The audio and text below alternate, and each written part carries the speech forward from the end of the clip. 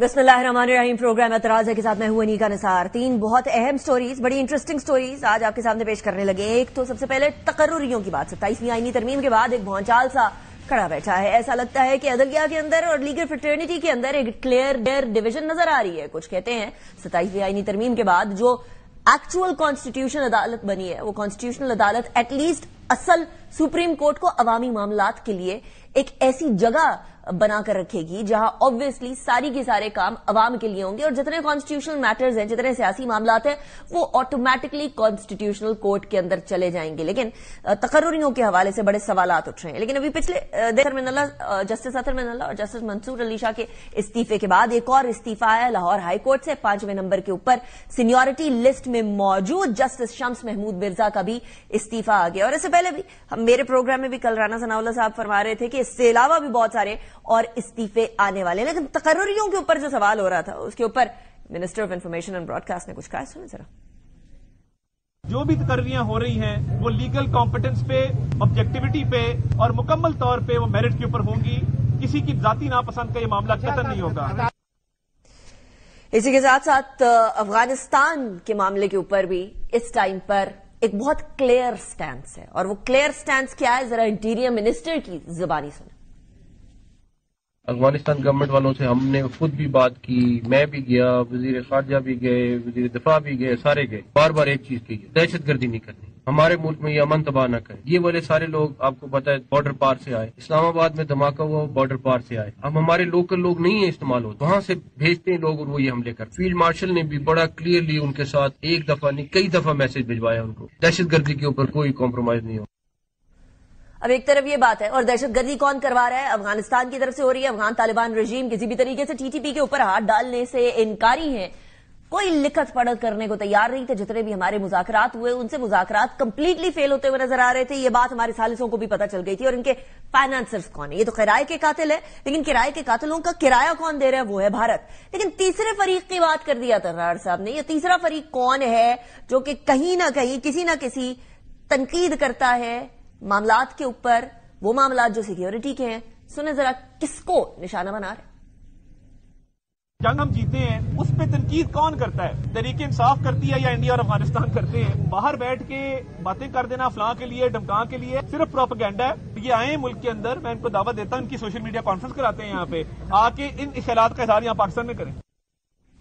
अच्छा, क्योंकि अभी अतार साहब की बात हो रही है, पीटीआई की बात हो रही है, तो पीटीआई के हवाले से द इकोनॉमिस्ट के एक डिजिटल मैगजीन जिसका नाम 1843 है, उसके अंदर बड़े होशरुबा किस्म के इंकशाफात सामने आए। वो होशरुबा इंकशाफात तो सेकंड सेगमेंट में डिस्कस करेंगे, बहुत इंटरेस्टिंग इंकशाफात हैं। लेकिन अतार साहब ने इसी हवाले से कुछ कहा है कि क्या मामलात चल रहे थे उस टाइम की सियासत हुकूमत के हवाले से। इमरान अहमद न्याजी के जितने फैसले हैं कॉम्पिटेंस की बुनियाद पे, गवर्नेंस की बुनियाद पे, मुल्क के बेहतरीन मफाद में नहीं होते थे।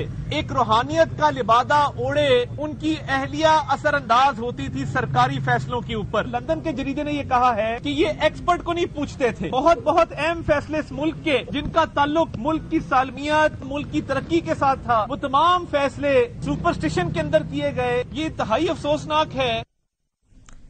अब ये बात तो एक अपनी जगह पर, इसी हवाले से हम बात करेंगे सेकंड सेगमेंट में। लेकिन तलाल चौधरी साहब ने भी अजब करप्शन की गजब कहानी कह दिया इसको, सुन।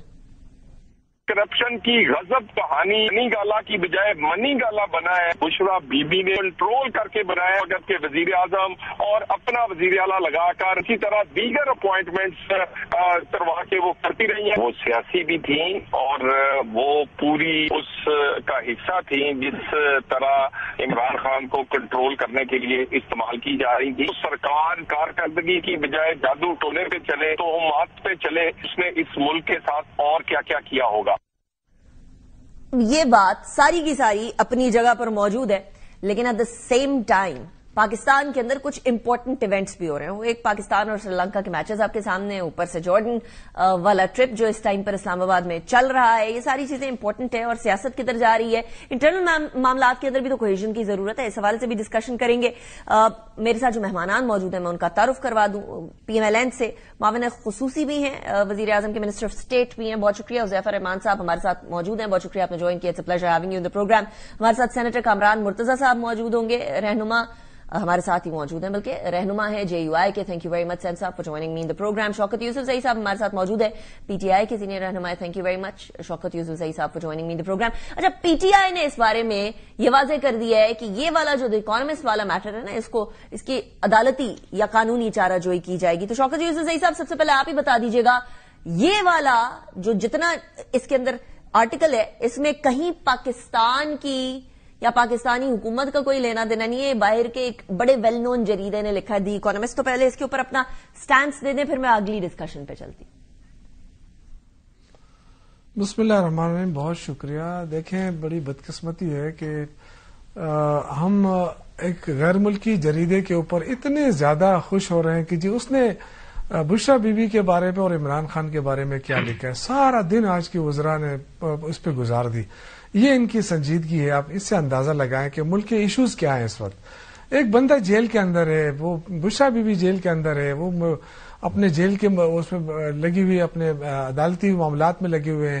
ان کو یہ پڑھیے ابھی تک. اس کا اندازہ یہ ہے کہ یہ جو 27 ترمیم سے ان کی جو سبکی ہوئی ہے اس سے اور خوفزدہ ہو گئے اور یہ نئے نئے حربے استعمال کر رہے ہیں. اب مجھے بتائیں کہ دی اکانومسٹ نے کیا چیز چھاپی ہے؟ کیا اس کے بارے میں پہلے نہیں بتایا گیا کہ جی یہ اس طرح کرتی تھی؟ یہ کردار کشی تو بہت 2-3 سالوں سے ہو رہی ہے. وہی چیزیں دوبارہ دہرا دی گئی ہے, لیکن دی اکانومسٹ نے کہہ دیا تو اس کو سر پہ اٹھا لیا انہوں نے. یہ بڑی بدقسمتی ہے. اس پر غیر سنجیدہ حکومت, غیر سنجیدہ کون نہ مر جائے خدا. یہی چیزیں جب باہر کے جریدے آپ لوگوں کے ٹائمز پر لکھا کرتے تھے نا, آپ کو یاد ہے پیناما پیپرز بھی آئے تھے, باقی ساری چیزیں بھی, بہت جو جریدے باہر لکھا کرتے تھے PMLN یا پیپلز پارٹی کے زمانے میں. مجھے کمپلیٹ کرنے دیجیے گا شوکت یوسفزئی صاحب. آپ لوگ اس ٹائم پر, آپ لوگوں کے وزراء جب ہوتے تھے, جب آپ لوگ حکومت میں آئے تو آپ لوگ بھی اس کو ایسے لہرا کر دکھایا کرتے تھے. بلکہ وزیر اعظم اس ٹائم کے پرائم منسٹر عمران خان صاحب نے تو وہ کیا لہرایا تھا جلسے کے اندر, وہ پھر بعد میں انہوں نے کہا وہ اصل میں وہ کاغذ نہیں تھا. میں بتاؤں جی. دیکھیں, شکر کریں عمران خان کے بارے میں کوئی سر محل نہیں آیا ہے, کوئی میفیئر کا اسکینڈل نہیں سامنے آیا ہے. یہ تو وہی چیزیں جو آپ پہلے سے پاکستانی اتنی بڑی بات نہیں کر رہے تھے. یہ جو حکمران تھے, نہیں, یہ تو کردار کشی ہے نا. اور ایک ایسے موقع کے اوپر آپ دیکھیں نا, 27ویں ترمیم پہ بحث ہو رہی ہے اور حکومت اس کو سامنا نہیں کر پا رہی ہے. ججز صاحبان جو ہے وہ استعفیٰ دینے لگے ہیں. Are you saying کہ کیا اس میں حکومت کا کوئی ہاتھ ہے؟ دیکھیں, حکومت کا ہاتھ ہے یا نہیں ہے, میں اس کی بات نہیں کر رہا ہوں. ان کی غیر سنجیدگی پہ مجھے افسوس ہو رہا ہے. اچھا, اس میں نئی چیز کیا ہے آپ مجھے بتائیں. چلو میں نئی چیز ابھی سیکنڈ سیگمنٹ میں بات کروں گی نا. آپ کے اپنے پاکستانی جرنلسٹوں نے نہیں کہا, آپ کے جو حکمران تھے انہوں نے یہ الزامات نہیں لگائے پہلے؟ آپ مجھے بتائیں نا. یہ حکمرانوں اور جرنلسٹ کی بات نہیں ہے نا. آج دی اکانومسٹ نے کہہ دیا, لندن میں بیٹھا شخص جو ہے وہ یہ بات کہہ رہا ہے تو آپ کو یقین آ گیا. اس سے پہلے آپ کو یقین نہیں آ رہا تھا. آئی تھنک کہ یہ کردار کشی ہے. اچھا, ہمیں پہلے یقین کر لینا چاہیے تھا. آپ کہہ رہے ہیں ابھی یقین آ گیا. کتاب تو نہیں ہے نا. آپ کہہ رہے ہیں ابھی یقین آ گیا, اس سے پہلے آپ کو یقین نہیں آ رہا تھا. آسمانی کتاب تو نہیں ہے. آپ کہہ رہے ہیں پہلے یقین آ جانا چاہیے تھا کہ یہ تو تھا, یہ تو ہو رہا تھا, تو ہمیں پہلے یقین آ جانا چاہیے تھا. Is that what you're saying? نہیں بی بی, اس طرح بات نہیں ہے. اس طرح آپ نے فرمایا نا شوکت یوسفزئی صاحب. غیر سنجیدگی میں بتا رہا ہوں کہ نہیں, تو میں یہ کہہ رہا ہوں کہ حکومت کی غیر سنجیدگی ہے نا, کہ اس وقت ایشوز کیا ہیں. اس وقت ایشوز تو حکومت کی طرف چلتے ہیں نا, حکومت کی طرف چلتے ہیں. کرائسس ہیں, حذیفہ رحمان صاحب, معاشی کرائسس ہیں, آپ کے عبدالرحمان کے کرائسس ہیں, وہ آپ ڈسکس نہیں ہو رہے ہیں, ابھی کر رہے ہیں. فضول بحث شروع ہے. نہیں نا, دیکھیں آپ لوگ قانونی چارہ جوئی کی طرف جا رہے ہیں نا. اگر اتنا فضول ہوتا تو آپ کہتے مٹی پاؤ, چھوڑیں, برش اٹ آن دی راگ. آپ لوگ قانونی چارہ جوئی کریں گے نا تو وہ ہماری مرضی ہے, پارٹی فیصلہ کرے گی, ورنہ میں تو کہتا ہوں کہ مٹی پاؤ. یہ کیا ہے, اس میں کیا ہے, کون سی نہیں. چلے, آپ نے کہا مٹی پاؤ, ذرا شاید PTI کی کوئی قیادت سن رہی ہو تو وہ شوکت یوسفزئی صاحب کہہ رہے ہیں مٹی پاؤ. آپ لوگ پتہ نہیں کیوں قانونی چارہ جوئی کرنے لگے ہیں. حذیفہ رحمان صاحب, آپ لوگ کیوں وقت ضائع کر رہے ہیں اس کے اوپر؟ آپ کے پاس معاشی ایشوز ہیں, اکانومی کے ایشوز کے ساتھ ساتھ آپ کے پاس سیکیورٹی کے ایشوز ہیں. Why this issue? بہت شکریہ انیکا. میری خواہش ہوگی کہ بے شک مجھے 2-4 منٹ ہی آپ دیں, لیکن پیشنٹلی اگر مجھے سن لیں تو میں اپنا کیس بھی بلڈ کروں گا. گزارش یہ ہے کہ بے شک آپ کراس کوشچن بعد میں کر لیجیے گا. پہلی بات تو یہ کہ یہ دی اکانومسٹ کی ایک سسٹر آرگنائزیشن ہے اور انہوں نے, ان کا نام بھی 1843 وہ دی اکانومسٹ کی اینیورسری سے ہی ریلیٹ کرتا ہے. اور جس جرنلسٹ نے یہ سٹوری پہ کام کیا کئی سال تک, سارے لوگ جانتے ہیں کہ وہ BBC کا پاکستان میں کورسپونڈنٹ رہا, ایک انگریز ہے. دی اکانومسٹ کی کریڈیبلٹی کئی بلین ڈالر کی ہے. وہ کسی حکومت, کسی وزیر, کسی سرمایہ دار کے کہنے پہ ان کا ایڈیٹوریل بورڈ ایک لائن بھی نہیں چھاپتا. یعنی یہ کریڈیبلٹی کا عالم تھا کہ ایک دور میں پورے ساؤتھ ایشیا میں ان کے صرف 3 کورسپونڈنٹ ہوا کرتے تھے, اور پورے پاکستان میں نجم سیٹھی ان کے کورسپونڈنٹ ہوا کرتے تھے. تو اس لیے ایک تو انہیں یہ سمجھ نہیں آ رہی کہ ہم بے شک کہتے رہے پاکستان کے صحافیوں کو آپ جو ہے وہ یلو جرنلزم کا صحافی کہتے ہیں, لیکن آج دنیا کے کریڈیبل, ٹھیک ہے, دنیا کے ہم سب سیاستدان دنیا کے آج ایک کریڈیبل ادارہ کیا کہہ رہے ہیں, اس میں خبریت کیا ہے؟ اس میں یہ ہے کہ ایک شخص جس کی زندگی جو ہے وہ اتنی لبرل تھی کہ کہاں سیتا وائٹ, کہاں جمیمہ گولڈ سمتھ سے شادی کرنا, کہاں لندن کے پلے بوائے ہونا, کہاں دنیا کا سب سے مہنگا کلب کا وہ مالک تھا, اینا بیل کلب جہاں بنا ہوا ہے, وہ مے فیئر میں جگہ اس کو گفٹ کی تھی سمتھ فیملی نے, اور کہاں وہ جب آیا تصوف کی طرف, اسلام کی طرف, تو وہ ایسے غلط ٹریک پر چڑھ گیا کہ ایک ایسی عورت کو اس نے مرشد کا درجہ دے دیا اور اس کے کہنے پر وہ چلتا رہا, اس کے پاس غیب کا علم ہے. بیسیکلی یہ خبر ہے کہ عمران خان جیسا شخص بانی تحریک انصاف, شوکت یوسف زئی صاحب کہہ رہے ہیں اس کے اندر نئی بات تو کوئی نہیں ہے, لیکن حذیفہ رحمان صاحب میں نے سیکنڈ سیگمنٹ میں اس کے اوپر ڈسکشن کرنی ہے. 4 سال تک ایک ایسا شخص اس ملک کا وزیر اعظم رہا جو کہ ایک ایسی عورت سے مشورہ کرتا رہا جس کو انٹیلیجنس ایجنسی کا کوئی اہلکار کوئی خبر دے جاتا تھا, اور وہ سب کو کہتا تھا کہ مرشد ہے, اس کے پاس غیب, میں نے ڈیٹیل میں بات کرنی ہے سیکنڈ سیگمنٹ میں, قومی سلامتی کے فیصلے وہ کرواتا رہا. میں آپ سے پوچھنا چاہ رہی ہوں, اب آپ کے سامنے ججز کے استعفے آ کر تواتر کے ساتھ آ رہے ہیں, آپ کے سامنے 2 جماعتیں اس ٹائم پر, ابھی کامران صاحب بھی بیٹھے ہیں اور ساتھ ہی شوکت یوسف زئی صاحب بھی بیٹھے ہیں, دونوں جماعتوں نے کہا کہ ہم نہیں مانتے 27ویں آئینی ترمیم کو. 26ویں میں بھی یہی ہوا, 27ویں میں بھی یہی ہوا, 28ویں آنی ہے, اس کے اندر بھی مجھے کوئی ڈسکشن کے امکانات نظر نہیں آ رہے ہیں. تو ترامیم کرنی ہے, کل کو کوئی اور حکومت آئے, پی ٹی آئی کی آئے, جے یو آئی کی آئے, فار ایگزامپل وہ 2/3 کے ساتھ اس کو سارے کو ریورس کر دیں, فائدہ کیا؟ ڈسکشن ہی کر لیتے. بہت شکریہ. ایک تو نہیں کا یہ استعفوں سے کوئی فرق نہیں پڑنے والا. اچھا, ظاہر ہے اگر ججز کے لبادے میں سیاست, جسٹس اطہر من اللہ کے ٹریک پر چڑھ کر منصور علی شاہ جیسا ایک انتہائی قابل جج ضائع ہو گیا, اس نے وہ سیاسی فیصلے کیے. آپ کے سامنے میں ایک حقائق رکھ دیتا ہوں, کل آپ نے اس پہ تحقیق کر کے بے شک پروگرام میں چلا دیجیے گا. آپ کو پتہ ہے کہ 2021 کے اندر جس وقت لاہور ہائی کورٹ میں 12 ججز لگائے گئے ثاقب نثار کے دور میں, ان میں سے ایک ہائی کورٹ کا جج اب بھی موجود ہے, وہ ہے جسے 2018 میں تحریک انصاف کے ٹکٹ پہ. جو تحریک انصاف کے ٹکٹ کی بات آتے ہی نا آواز کٹ گئی ہے. I'll try to reconnect. Huzaifa رحمان صاحب, ان کی آواز نہیں آ رہی. لیکن سینیٹر کامران مرتضیٰ صاحب, اب تو جو ہونا تھا وہ ہو گیا ہے. آپ لوگوں نے اپوز کر دیا, شوکت یوسف زئی صاحب کی جماعت نے اپوز کر دیا, حکومت کے پاس 2/3 اکثریت تھی, انہوں نے پاس کر دیا. What next? 28ویں آئینی ترمیم بھی آنی ہے, اس کے اوپر کوئی بات چیت؟ سینیٹر کامران مرتضیٰ صاحب سے بھی دوبارہ ریکنیکٹ کرنے کی کوشش کرتا ہے. شوکت یوسف زئی صاحب, آپ لوگوں نے کچھ سوچا ہے 56ویں ترمیم کے اوپر؟ You were with the government پیچھے, اس کے بعد آپ لوگوں نے مولانا صاحب کو بھی ایک کنفرمیشن دی تھی کہ ٹھیک ہے we are agreed to this, لیکن اس کے بعد پھر آپ لوگ پیچھے ہٹ گئے کہ بانی نے کہا ہے کہ نہیں ایسا نہیں ہوگا. تو مجھے بتائیے گا کہ 28ویں آئینی ترمیم کے اندر اگر بلدیاتی نظام کی بات ہو, اگر صرف عوامی ایشوز کی بات ہو, تو کیا پی ٹی آئی اس کے اوپر کوئی کسی قسم کی سپورٹ کرے گی, یا یہ اختلاف برائے اختلاف ہے؟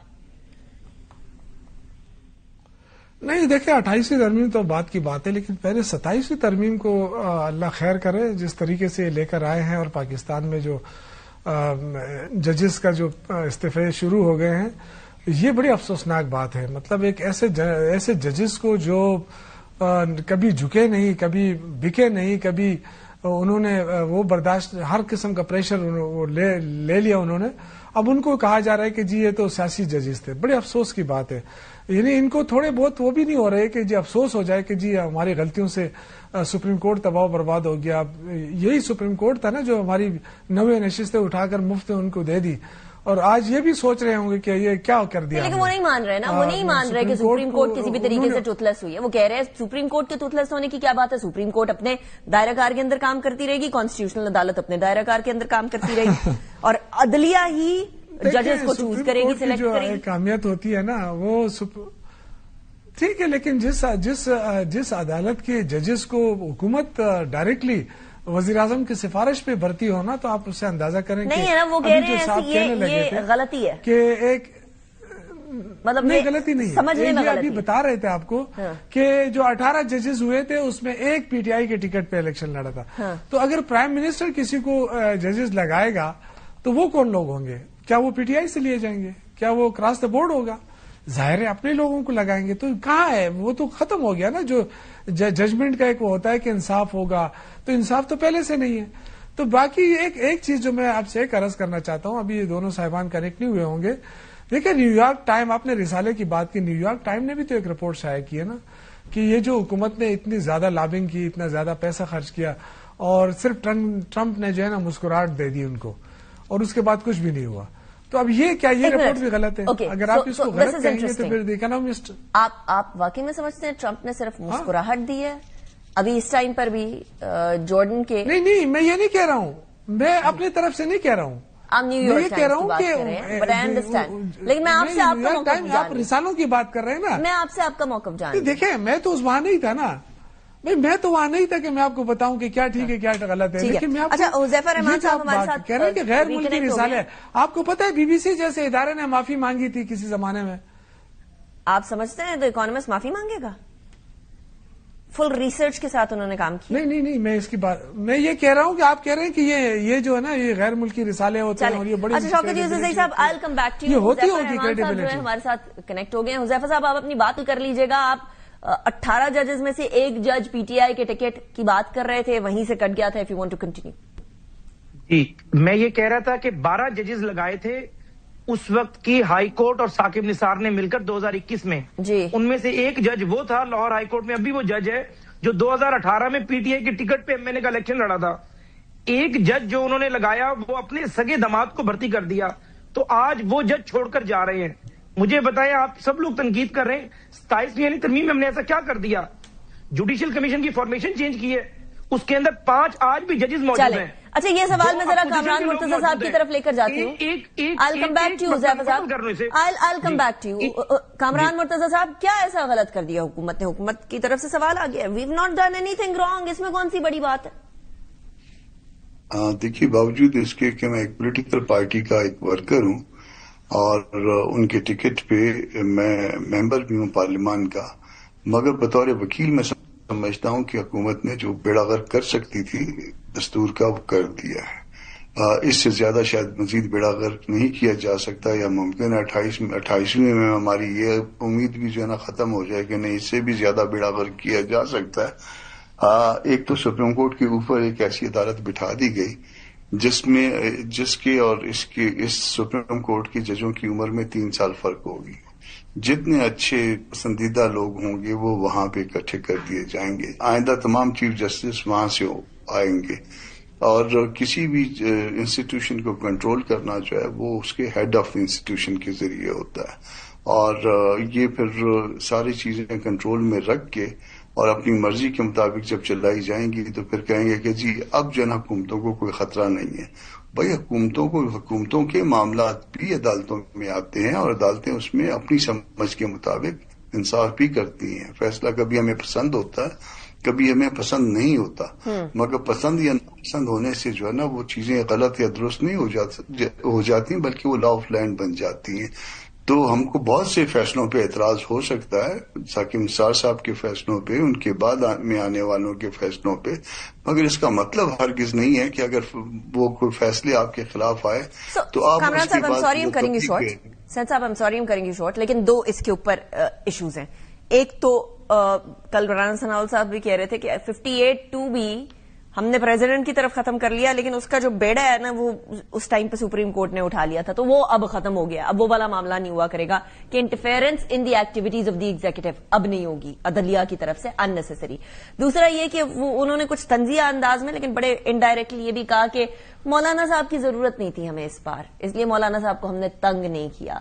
تو 28ویں آئینی ترمیم میں آپ کی ضرورت کو آپ نے بھی کہا تھا نا کہ ہم یہ دل میں رکھیں گے بات، یا ہم یاد رکھیں گے بات. مجھے یاد ہے اور میں اس کو یاد رکھوں گا زندگی بھر، جو اس میں جس طرح سے لے کے چلا گیا. اور یقیناً جو ہے نا میں نے مولانا کا میسج بھی دے دیا تھا جب ان کے سینیٹر کو بلوا کے اور جماعت کو اس طرح سے رسوا کیا گیا تھا. تو وہ سارا جو ہے وہ جو کچھ بھی کیا گیا لالچ سے یا دباؤ سے یا جس طرح سے بھی، مگر وہ ہم یاد یقیناً رکھیں گے. یہاں پہ اس یاد رکھنے کے علاوہ کے معاملات ہیں. معاملات جو ہے نا اس وقت پاکستان کے دستور کے ہیں.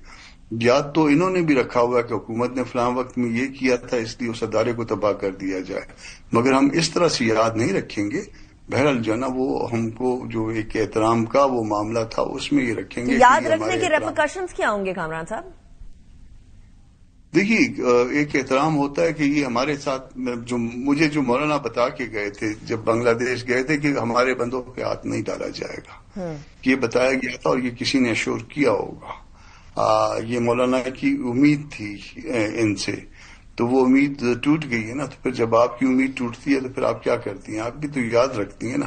پھر کبھی وقت آتا ہے تو پھر اس کو جو ہے نا انڈائریکٹلی آپ یہ فرما رہے ہیں کامران مرتضی صاحب کہ 28ویں آئینی ترمیم میں ان کو اگر آپ کی ضرورت پڑی تو آپ لوگ یاد رکھنے ہوئی چیز کو سامنے لے کر آئیں گے؟ نہیں، یہ یہاں پہ ملک کا مسئلہ ہوتا ہے. یہ میں اس لیے اس کو اپوز نہیں کرتا کہ اس لیے کہ میری جو ہے نا اس میں کوئی ذاتی معاملات ہیں. میں اس لیے اپوز کرتا ہوں یہاں پہ میں نے جو کیپ پہنی ہوئی ہے وہ پارلیمان کے ممبر کی ہے. یہاں پہ میں اپنے حلف کا پابند ہوں. میں اپنے حلف کے مطابق میں اللہ پاک کو پہلے جواب دوں، پھر ضمیر کو، اور اس کے بعد آپ عوام کو، سب کو. تو یہ تین چیزوں کو میں جب جواب دہ ہوں گا تو پھر میں نے جو اپنی سمجھ کے مطابق درست کرنا ہے وہ میں کرتا رہوں گا. ہاں اگر اللہ کی طرف سے مجھ سے کوئی غلطی ہو جائے تو وہ پھر میری جو ہے نا کمزوری ہوگی، مگر میری بس میں نہیں. اچھا حذیفہ رحمان صاحب، آپ لوگوں نے کوئی ایشورٹی دی تھی کہ جے یو آئی کے کسی سینیٹر کے اوپر ہاتھ نہیں ڈالا جائے گا، جس کی وجہ سے اس ٹائم پر جے یو آئی شدید قسم کی ڈس اپوائنٹڈ ہے؟ ہم نے تو سب کو شورٹی دی تھی کہ کسی کے سینیٹر پر بھی ہاتھ نہیں ڈالا جائے گا. اگر کوئی خود چل کر آگے اور ووٹ دے کر پھر اس نے کہا میں مستعفی ہوتا ہوں، سادگی، اس میں ہمارا تو کوئی قصور نہیں ہے. معصومیت. ابھی تھوڑی دیر پہلے جو شوکت یوسف زئی صاحب والی معصومیت، کسی پہ بھی ہم نے اتنی ہاتھ نہیں ڈالا سر. اچھا آپ نے اتنا سخت سوال کر دیا، ہم کیسے کسی پہ ہاتھ ڈال سکتے ہیں؟ ہم تو خاموشی سے بیٹھے ہوئے تھے سرنگوں کر کر. اگر دو لوگوں نے آگے ووٹ دے دیا تو اس کا آپ اس طرح تو نہ کہیں کہ ہم نے ہاتھ نہیں ڈالا. دو لوگوں کو کس نے کہا تھا کہ آ کے ووٹ ڈالیں؟ وہ اپنے قدموں پر خود چل کر آئے. وہ 27ویں یعنی ترمیم کے مسودے سے اتفاق کر رہے تھے. قدموں کے دھاگے کون جو ہے وہ کنٹرول کر رہا تھا؟ کیسے کنٹرول نہیں کر رہا؟ کوئی کیسے اٹھ کے ایک دم سے آ جائے گا کہ یار ان کو دو لوگوں کی ضرورت ہے، ہم دو اٹھ کے چلے جاتے؟ نہیں، وہ دو لوگوں کی ضرورت تھی. ہمارے پاس 6-7 اور لوگ بھی کہہ رہے تھے کہ ہم بھی چاہتے ہیں کہ اس ترمیم کے حق میں ووٹ ڈالیں، لیکن ہم نے کہا کہ ہمیں ضرورت ہی دو لوگوں کی ہے. Okay, so this is interesting. کیوں لیں حذیفہ رحمان صاحب، کیا یہ لوگ خود آپ کو کانٹیکٹ کر رہے تھے یا آپ لوگ کانٹیکٹ کر رہے تھے؟ پہلے کس نے کانٹیکٹ کیا یہ بتا دیجیے گا. نہیں، یہ جتنے بھی لوگ جو ہمیں ووٹ ڈال رہے تھے انہوں نے ہم سے خود کانٹیکٹ کیا. میں ماضی کی طرف لے کر جاؤں گا آپ کو. 26ویں آئینی ترمیم کے وقت بھی جو 4 سے 5 لوگوں نے ہمیں ووٹ دیا تھا جو آزاد تھے، تحریک انصاف کلیم کرتی تھی ہمارے ہم سمجھتے تھے آزاد ہے. اس کے علاوہ بھی 10 سے 12-15 لوگ اس وقت پارلیمنٹ میں موجود تھے.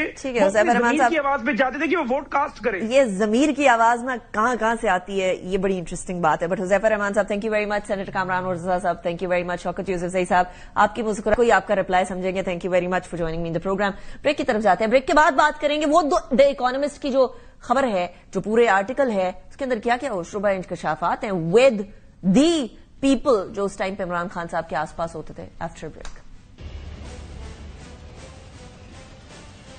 Welcome back after break. The Economist کی جس رپورٹ کی ہم بات کر رہے ہیں وہ دی اکانومسٹ کے ڈیجیٹل میگزین 1843 میں شائع کی گئی ہے.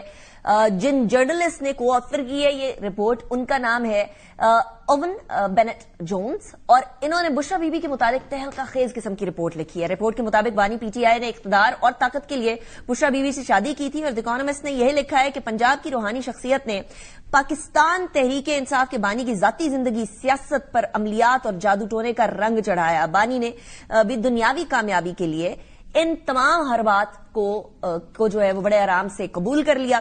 رپورٹ میں کہا گیا ہے کہ گھریلو ملازمین نے بشرا بی بی کی عملیات کے لیے بازار سے چیزیں لانے کا بھی بتایا ہے. یہ انکشاف بھی کیا ہے کہ وہ گوشت، کالے جانور کا سر اور کلیجی منگوایا کرتی تھی. عملیات سے سابق جو اہلیہ ہیں عمران خان صاحب کی، ان کی بدروئیں بھی دور کیا کرتی تھی. وزیر اعظم بننے کے بعد یہ عملیات کنٹینیوڈ رہی عمران خان صاحب کی، اور یہ توہم پرستی اور خرافات کا عمران خان صاحب شکار ہو گئے، جو کہ کسی زمانے میں کرپشن کے خلاف آواز بلند کیا کرتے تھے اور یہ کہا کرتے تھے کہ ہم پروو کر کے دکھائیں گے. جو میرٹ کی باتیں کیا کرتے تھے وہ صرف باتیں رہ گئی. ریاستی امور میں بشرا بی بی حرف آخر سمجھی جانے لگی. بشرا بی بی نے تقریروں، روزمرہ کے فیصلے، سفر کے اوقات کے اوپر بھی عملیات جو ہے وہ کرنا شروع کر دی، اور ان کی اجازت کے بغیر وزیر اعظم کا طیارہ تک نہیں اڑا کرتا تھا. دس از سو انٹرسٹنگ کہ رپورٹ میں یہ بھی بتایا گیا ہے کہ جہانگیر خان ترین کو جادو عملیات کی نشاندہی پر پارٹی سیاست سے بھی باہر کر دیا گیا. جہانگیر ترین نے بھی بشرا بی بی سے پہلی ملاقات کے بعد خدشے کا اظہار کیا تھا کہ انہیں فارغ کر دیا جائے گا. اسی جریدے میں یہ بھی کہا گیا ہے کہ اون چودھری کو بھی بانی نے وزارت عظمیٰ کی تقریب حلف برداری میں آنے سے روک دیا تھا، اور وہ اس لیے روکا تھا کہ اون چودھری نے بتایا کہ بشرا بی بی نے خواب میں دیکھا تھا کہ اگر آپ حلف برداری میں آئے تو نہیں، آبویسلی وہ حلف برداری نہیں ہو سکے گی، گڑبڑ ہو جائے گی. بانی نے حلف برداری سے چند گھنٹے پہلے اون چودھری کو نہ آنے کا ٹیکسٹ میسج کیا تھا، کال بھی نہیں کی تھی. رپورٹ میں یہ بھی بتایا گیا ہے کہ حساس ادارے کے کچھ افراد مبینہ طور پر ایسی معلومات بشرا بی بی سے شیئر کیا کرتے تھے جنہیں بشرا بی بی عمران خان صاحب تک پہنچاتی تھی. کہتی تھی کہ جی یہ روحانی معلومات ہیں، اصل میں یہ بات جو ہے وہ اس ٹائم کے جنرل فیض کے تھرو پہنچائی جاتی تھی. اب یہ سابق انٹیلیجنس سربراہ D G I S I ہوا کرتے تھے اس ٹائم پہ فیض حمید. انہوں نے بشرا بی بی کو نہایت باریکی سے، نہایت مؤثر انداز کے اندر اپنا مہرہ بنایا، ان کو استعمال کیا. حساس ادارے نے اپنے ایک آفیسر کے ذریعے آئندہ ہونے والے واقعات کی معلومات جو ہیں بشرا بی بی تک کسی پیر تک پہنچائی جو اس سے آگے بشرا بی بی منتقل کیا کرتی تھی. سو ذاتی معاملات میں، پروفیشنل معاملات میں، ہر قسم کے معاملات میں بشرا بی بی کا ایک بہت زیادہ اثر و رسوخ تھا. اسی حوالے سے بات کریں گے. بلال اظہر کیانی صاحب ہمارے ساتھ موجود ہیں، وزیر مملکت ہے، پی ایم ایل این کے سینئر رہنما ہیں. تھینک یو ویری مچ بلال صاحب، آپ نے جوائن کیا. بلال صاحب، پہلا الزام حکومت نے کسی طریقے سے یہ پرنٹ کروایا. جی بسم اللہ الرحمن الرحیم. بہت شکریہ نیکا صاحب اپنے شو میں دعوت دینے کا. یہ الزام پتہ نہیں کون لگا رہا ہے، مگر بڑی حیرت کی بات ہے اگر آپ سمجھتے ہیں کہ ہم آج اوون بینٹ جونز کے پائے کے جرنلسٹ کو اکانومسٹ کے اندر اس طرح انفلوئنس کر سکتے ہیں تو پھر آپ کی سوچ کو سلام ہے. بنیادی بات یہ ہے کہ جو لوگ یہ بات کر بھی رہے ہیں، اور ایک پی ٹی آئی میں جو ایک کلٹ ہے وہ تو یہی کہتا ہے کہ جج بھی وہ اچھا جو گڈ ٹو سی یو کہے، اور صحافی بھی وہی اچھا. انہیں اوون بینٹ جونز کی بہت ساری خبروں کی تعریف کی ہوگی، تو جن نے کی ہے میری ان سے گزارش ہے کہ آج اسی جرنلسٹ کی اسی رپورٹ کو بھی ذرا اوپن دماغ سے پڑھیں، اور جو حقیقت ہم آپ کو 3-4 سالوں سے بتا رہے ہیں کہ یہی ہو رہا ہے اس کو ذرا اب آپ تسلیم کریں. ہمیں تو ہم جب کہتے تھے اور حقائق کی بنیاد پر کہتے تھے تو آپ کہتے تھے کہ نہیں ایسا نہیں ہے ویسا ہے.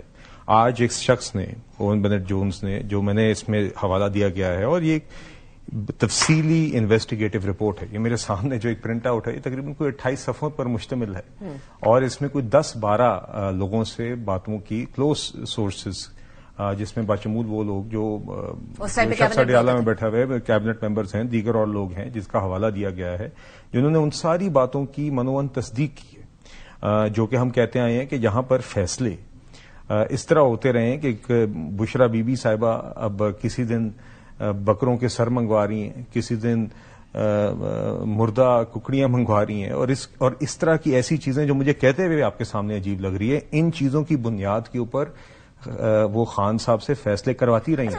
اور دیکھیے یوسف زئی صاحب کہہ رہے تھے کہ اس کے اندر کون سی نئی بات ہے، 3-4 سال سے یہ باتیں ہو رہی ہیں. آج بھی اگر یہ بات ہو گئی ہے کسی اور باہر کے کسی جریدے کے اندر آ گئی، what's the big deal? The big deal is کہ آپ یہ حقیقت سمجھیں، ذرا اس چیز کو سمجھیں.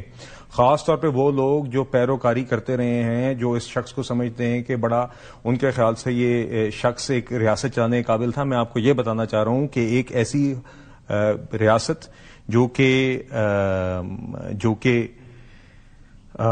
ایک نیوکلیر پاور ہے، جو 25 کروڑ عوام کا ایک بڑا ملک ہے، جس کی اہم ذمہ داریاں ہیں، اس ملک کی وزارت عظمیٰ کی کرسی کے اوپر جب ایسا شخص بیٹھتا ہے جو ان چیزوں کی بنیاد پر، جو مری ہوئی مرغیوں، بکروں کے سروں اور دیگر اس طرح کی چیزوں کے اوپر نام میں نون ہونا، اس کی بنیاد پہ ریاستی فیصلہ کرتا ہے، یا یہ فیصلہ کرتا ہے، یا اس چیزوں پہ دیکھیے جب آپ کے، اور یہ مذاق نہیں ہے کہ آپ نام اور شکلیں دیکھ کے آپ یہ فیصلہ کر رہے ہوں کہ یہاں پر یہ وزیر لگنا چاہیے، یہ سیکرٹری لگنا چاہیے. جب آپ یہ فیصلہ کر رہے ہوں کہ اس دن دریا کے اوپر سے نہیں گزرنا، اس لیے آپ کے ریاستی دورے، ڈپلومیٹک مشنز، آپ کے ڈپلومیٹک تعلقات پر یہ اثر آتا ہو. جب اس طرح کی بےہودہ ایڈوائس کے اوپر آپ نے ایک شخص کو ملٹری اہم اپوائنٹمنٹ سے بھی آپ نے فیصلہ کیا ہو کہ میں نے گھر بھیجنا اور یہ اس کی بنیاد ہو تو اس میں ایایک میجر ہپوکریسی اور بات اور دوسری بات یہ ریاست مدینہ کے دعویٰ کرنے والے بات صرف یہاں تک موجود نہیں ہے، محدود نہیں ہے. یہی خاتون انہوں نے ہی، اور یہ اگین یہ رپورٹس اس بات کی تصدیق کرتی ہیں کہ انہوں نے پھر باقاعدہ یہ ایک کرپشن کا گڑھ تھا، انہی چیزوں کو استعمال کر کے باقاعدہ بنی گالا کو جس طرح کہا جاتا ہے منی گالا بنایا گیا تھا، باقاعدہ ایک دکان سجی رہی ہے.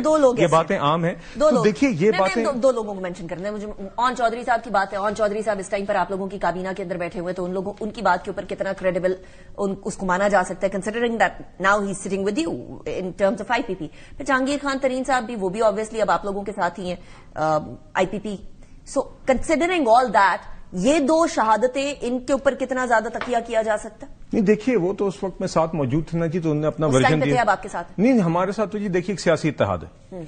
ہم جی دیکھیے لیٹس بی ویری آنےسٹ، اگر ہم اکیلے گورنمنٹ فارم کر سکتے ہوتے تو کوئی بھی جماعت نہیں چاہتی کہ اس کو اتحاد فارم کرنا ہو، مگر IPP ہمارے اتحادی ہیں، وہ اس میں ہمارے ممبرز ہیں. تو اس لیے as a result of that alliance ان کے لوگ کابینہ میں بھی موجود ہیں، MQM کے بھی موجود ہیں.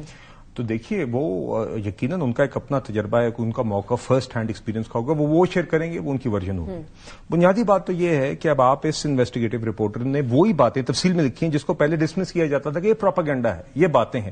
اب اس شخص کو کیا پڑی ہے جس نے باہر بیٹھ کے یہ خبر لکھی، اور اس کی کیا آپ کا خیال ہے کہ وہ کسی کے کہنے کے اوپر اپنی ساری زندگی کی کریڈیبلٹی اس شخص کا، اوون بینٹ جونز خود بھی ایک ریناؤنڈ رپورٹر ہیں، ایک جرنلسٹ ہیں، اور اس کے علاوہ اکانومسٹ خود ایک ایسا جریدہ ہے جس میں یقیناً اوپینین ہوتے ہیں، مگر یہ ایک تفصیلی انویسٹیگیٹو رپورٹ ہے. سیکنڈلی اگر وہاں کوئی کسی قسم کی اس طرح کی بات ہوئی تو پھر وہاں قانونی چارہ جوئی بھی اچھی خاصی سخت ہوتی ہے UK کے اندر. تو اگر اور آپ نے دیکھا اس کی کچھ مثالیں آپ کے سامنے ہیں کہ ہم جو قانونی چارہ جوئی کریں گے تو لیٹس سی وہاں کیا ہوتا ہے. اگر اس طرح کی کوئی پروف ہوتی ہے چیز تو پھر الٹیمیٹلی سامنے آ جائے گی. But at the same time Shaukat Yousafzai صاحب تھوڑی دیر پہلے فرما رہے تھے کہ یہ کون سی اتنی بڑی بات ہے کہ سارے وزراء صبح سے اس اسٹیٹمنٹ پہ لگے ہوئے ہیں. جب آپ کے پاس اکانومی ایشو ہے، جب آپ کے پاس سیکیورٹی ایشو ہے، جب آپ کے پاس ڈپلومیٹک ٹائز ایشوز ہے، یہ ہے نا ریئل ایشوز. اس کے اوپر کیوں لگے ہوئے سارے وزراء؟ نہیں ہم اس پہ بات کرتے ہیں، ہم اس پہ آپ کو دعوت دیتے ہیں، ہم روزانہ اس پہ بات کرتے ہیں. ہم آپ کے شوز پر آتے ہیں، آپ کہتے ہیں ایک شخص اڈیالہ میں بیٹھا ہوا ہے، اس کا کیا ہوگا، یہ احتجاج کریں گے نہیں کریں گے. تو ہم تو روزانہ آپ کے شوز پہ آ کے یہی بات کرتے رہے ہیں کہ جو معیشت کے اوپر ہم کام کر رہے ہیں، جو جنگ ہم نے جیتی ہے،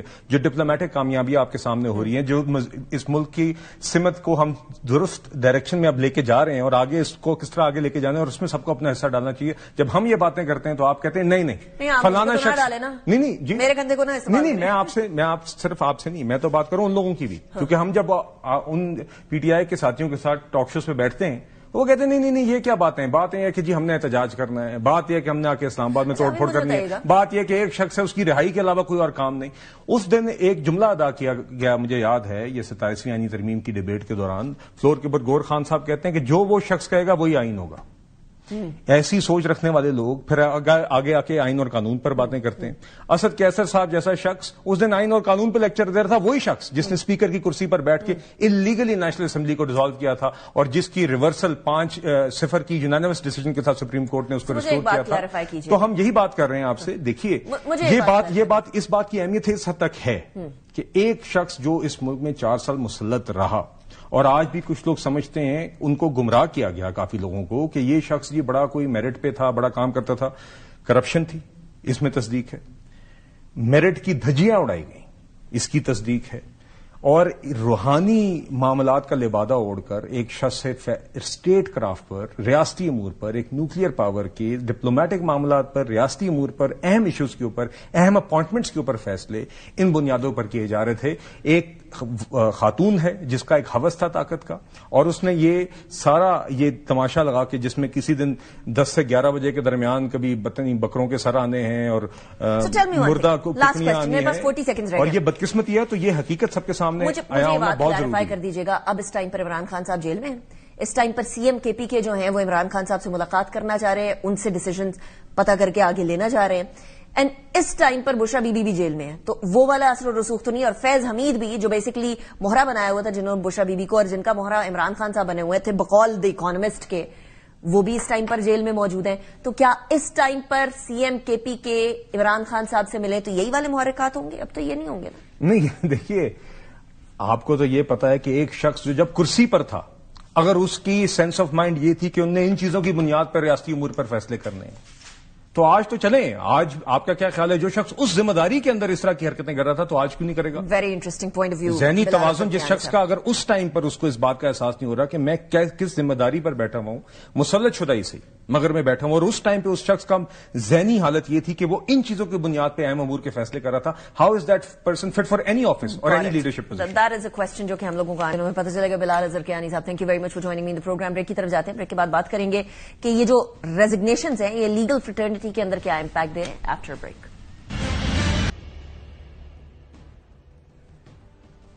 ویلکم بیک آفٹر بریک. 27ویں آئینی ترمیم اس ٹائم پر بھی زیر بحث ہے, اور بات یہ ہے کہ میرے اپنے پروگرام کے اندر یہ بریکنگ نیوز سب سے پہلے آئی تھی کہ 28ویں آئینی ترمیم بھی آ جائے گی.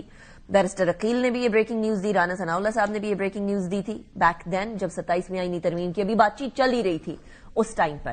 اب جب بات چیت ہو گئی ہے, 27ویں آئینی ترمیم آ گئی ہے, تو ایک دم سے ایک انبار شروع ہو گیا آنے کا استعفوں کا. ان استعفوں کی وجہ سے کچھ کو فرق پڑے گا نہیں پڑے گا, and how is it affecting the lawyers community, legal fraternity کو کیسے افیکٹ کر رہی ہے. ذرا اس کے حوالے سے بات کرتے ہیں. ویسے جو مہمان موجود ہیں میں ان کا تعارف کرواؤں گی. اسلام آباد اسٹوڈیوز میں ہمارے ساتھ حافظ احسان کھوکر صاحب موجود ہیں, he is a senior lawyer. Thank you very much for joining me in the program. میرے ساتھ عابد زبیری صاحب موجود ہیں, سابق صدر ہیں سپریم کورٹ بار کے, he is also very seasoned lawyer. Thank you very much Zubair صاحب for joining me in the program. Zubair صاحب, اسٹارٹنگ فرام یو, لائرز بھی ڈیوائیڈڈ ہیں, ججز بھی ڈیوائیڈڈ ہیں, لیکن یہ وہی ڈویژن ہے کہ اکثر اوقات بہت سارے فیصلوں کے اوپر وہ فیصلے بھی جو کہ بڑے کلیئر ہوتے تھے اس پہ بھی کئی دفعہ بہت ڈیوائیڈڈ قسم کے فیصلے آتے تھے. اب یہ جو ڈویژن اس ٹائم پر پائی جا رہی ہے, جو استعفے آ رہے ہیں ناؤ آفٹر دا لاسٹ 2 استعفاز from yesterday from Supreme Court, اب ہائی کورٹس کی طرف سے بھی استعفے آنے شروع ہو گئے, کیسے آپ پین آؤٹ ہوتا ہوا دیکھ رہے ہیں 27ویں ترمیم کے امپیکٹ کو آن لیگل فریٹرنیٹی؟ بسم اللہ الرحمن الرحیم. دیکھیے انیکا, یہ لیگل فرٹرنیٹی سے صرف محیط نہیں ہے, یہ اس پورے ملک کا سسٹم بگاڑ دیا ہے.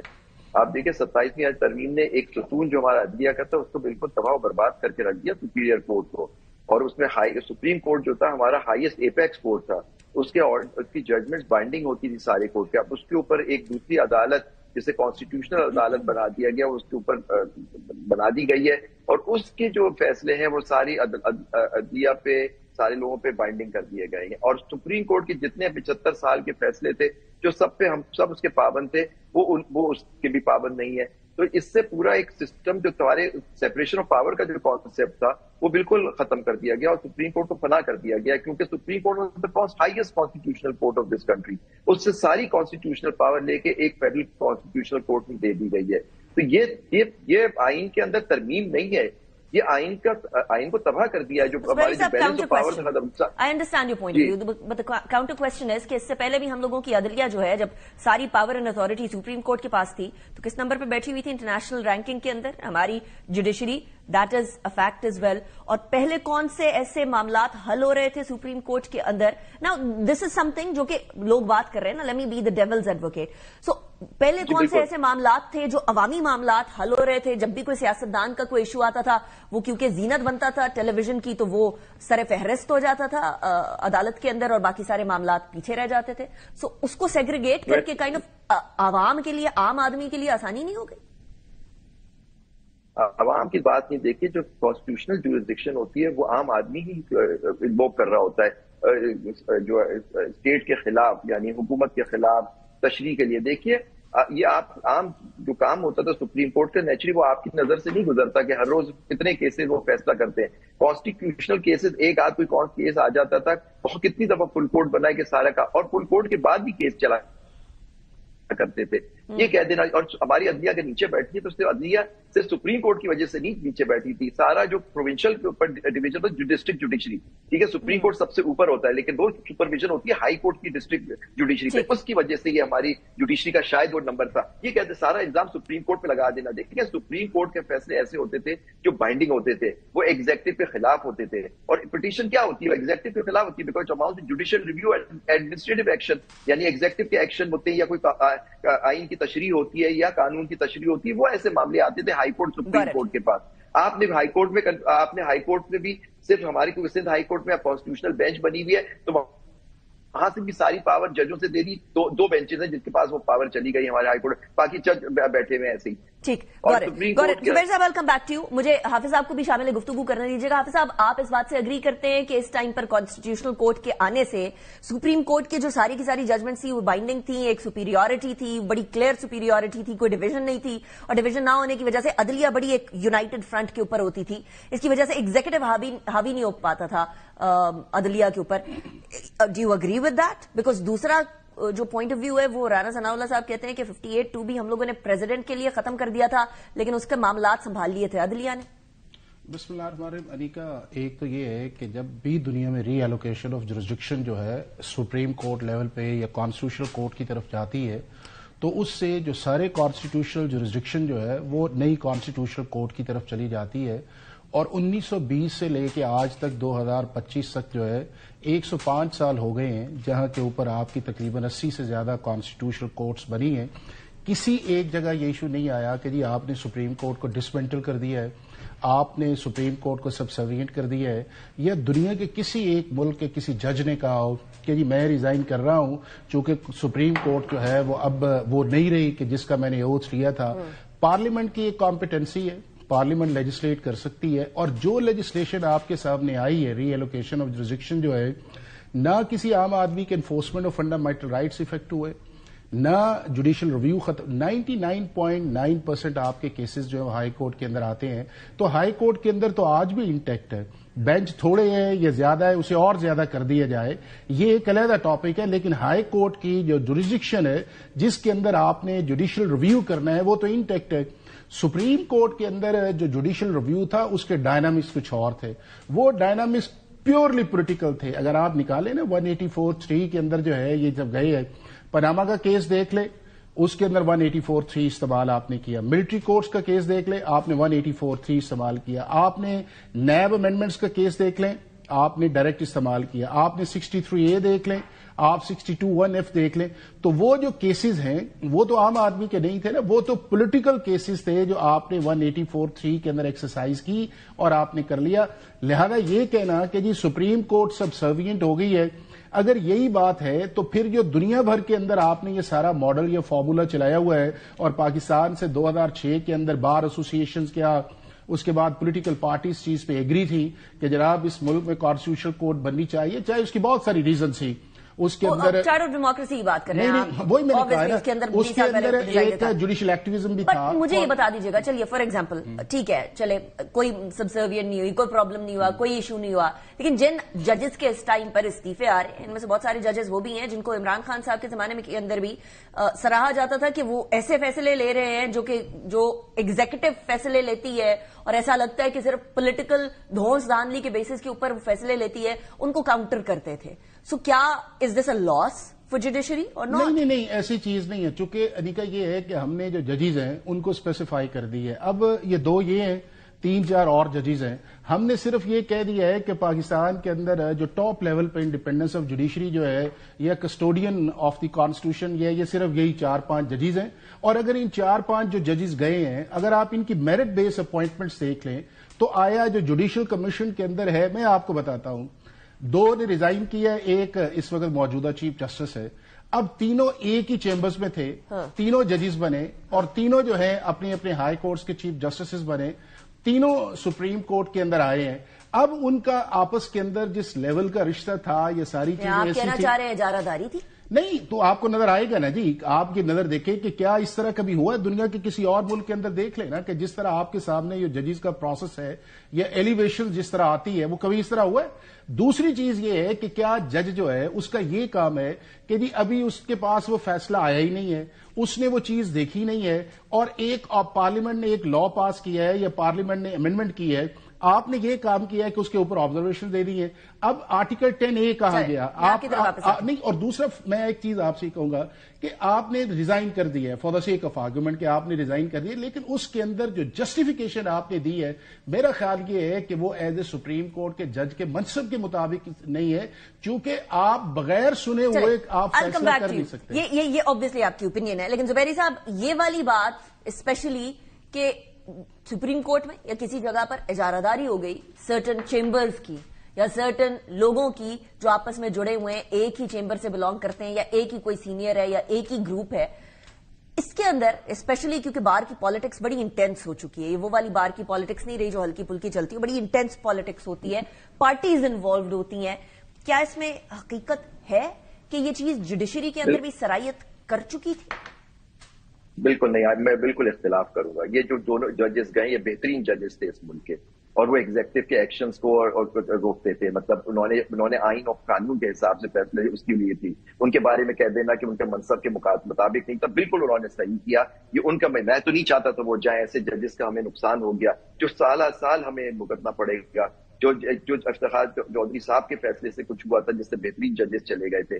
دیکھیے یہ ایک طرح سے پی سی او لگا دیا گیا ہے, یہ کہ پارلیمان نے لگایا ہے.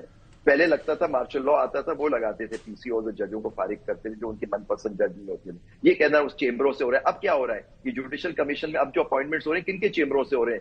دیکھیں یہ صرف چہرے بدل جاتے اس سے نہیں کہ آپ کون سے ججز ایسے تھے جو آپ سمجھتے ہیں کہ خلاف کچھ اس میں جو اپوائنٹ ہو, بالکل آپ صحیح کہتے ہوں گے نہیں ہوں گے, لیکن یہ کہہ دینا کہ جی چیمبروں سے آتی ہے, چیمبروں کی کیا بات ہو رہی ہے. وہ جوڈیشری سے پریکٹس کرتے ہوئے لوگ تھے. اگر ایک چیمبر میں اچھے لوگ کام کر رہے تھے, اگر ان کو ججز بننے کا موقع, پہلے بات ہو اگر وہ سکسیسفل چیمبر سے تھے, ان کی بڑی قربانی تھی کہ وہ بنے, فائنینشیل لاس کر کے وہ خدمت کے طور پہ آئے, ان کو سراہنا چاہیے تھا. یہ کہہ دینا کہ چیمبروں سے ہوتا, جوڈیشری کو ایز اے انسٹیٹیوشن تباہ کر دیا گیا ہے. گورن آپ کی آواز میں کچھ ڈسٹورشن ہے حافظ صاحب. جی میں کہہ رہا ہوں کہ اس طرح سے یہ کہہ دینا. اس وقت پاکستان کی سپریم کورٹ کے اندر 24 جج ہے. اب 24 میں سے 2 ججز نے یہ کہا ہے کہ یہ جو ترمیم ہے, یہ ترمیم جو ہے یہ اس سے سپریم کورٹ ڈسمنٹل ہوئی ہے, اور یہ آپ نے سپریشن آف پاور کا ملک کا چیف جسٹس جو ہے وہ کہتا ہے کہ اس سے کانسیپٹ خراب نہیں ہوا. اور وہ پرسوں جو ہوا ہے جو چیف جسٹس فیڈرل شریعت کورٹ, فیڈرل کانسٹیٹیوشنل کورٹ کا اوتھ ہے, اس میں وہ بیٹھے ہوئے تھے. اب اس کو یہ کہہ رہے ہیں کہ جی تم فیصلہ یہ کرو کہ جی یہ چیزیں جو ہیں فل کورٹ کے اندر جائیں. وہ کہتا ہے میں نے فیصلہ نہیں کرنا کہ فل کورٹ کے اندر جائیں, چونکہ میرا اختیار ہی نہیں ہے اس چیز کے اندر. تو کیا چیزیں جو آپ کے پارلیمنٹ نے آپ کو اختیار دیا نہیں ہے, آپ اس کو اختیار کو استعمال کر کے جو ہے آپ چاہتے کیا ہیں؟ آپ یہ چاہتے ہیں کہ جی جو ہم کہیں وہ فیصلہ ہے. اور جن 2 ججز کی یہ بار بار بات کر رہے ہیں, کیا انہوں نے ہمیشہ پارلیمنٹ کی سپرامیسی پہ بات نہیں کی؟ انہوں نے پارلیمنٹ کی لیجسلیٹو کمپیٹنسی پہ بات نہیں کی؟ انہوں نے یہ نہیں کہا کہ پارلیمنٹ کا کام ہے چیزوں کو بنانا, ہمارا کام ری رائٹنگ آف دا کانسٹیٹیوشن یا ریڈنگ انٹو دا کانسٹیٹیوشن نہیں ہے؟ اگر یہ ساری چیزیں, اب ہائی کورٹس جو ہے تقریباً 100 سے زیادہ ہائی کورٹ کے ججز ہیں, انیکا ایک کے علاوہ جو ہے آپ کے سامنے کوئی نہیں ہے. تو کیا آپ دوسرے ججز جو اندر بیٹھے ہوئے ہیں, آپ کیا انہیں ڈسکریڈٹ کرنا چاہ رہے ہیں؟ یا کانسٹیٹیوشن بینچ بنا بھی تو آپ نے تو 1 سال چلنے ہی نہیں دیا انہیں, نہ ان ججی صاحبان نے ان کی اتھارٹی کو ایکسپٹ کیا, بار بار لیٹر جا رہے ہیں, چیف جسٹس کو کنٹینٹ کی جا رہی ہے, دوسرے ججز کو کیا جا رہا ہے. تو میں یہ سمجھتا ہوں کہ کانڈکٹ کا ایشو ہے, کانسٹیٹیوشن یا لا کا اتنا ایشو نہیں ہے. Thank you very much both gentlemen for the programme. لیکن ایک بات تو طے پا گئی جو میں ابتدائیے میں کہہ رہی تھی کہ لائرز بھی اس چیز کے اوپر کافی ڈیوائیڈڈ نظر آ رہے ہیں, وہ ایٹ لیسٹ ثابت ہو گیا ہے. اب اس کے اوپر 2 آرا ہے, کون سی رائے الٹیمیٹلی حاوی ہوگی وکلاء میں بھی اور الٹیمیٹلی جوڈیشری میں بھی, یہ اب دیکھنے والی چیز ہے. کیونکہ 27ویں کے بعد ابھی 28ویں آئینی ترمیم آئے گی, اس کے بعد بھی اسی طرح کی کچھ ڈسکشنز ہو رہی ہوں گی, وہ کسی اور معاملات پر ہوگی, لیکن ڈسکشنز کا جو ایم اور فلو ہوگا وہ سم تھنگ سملر ہی ہوگا. انیکا نثار کو اجازت دیجیے, اپنا بہت خیال رکھیے گا. اللہ حافظ ناصر.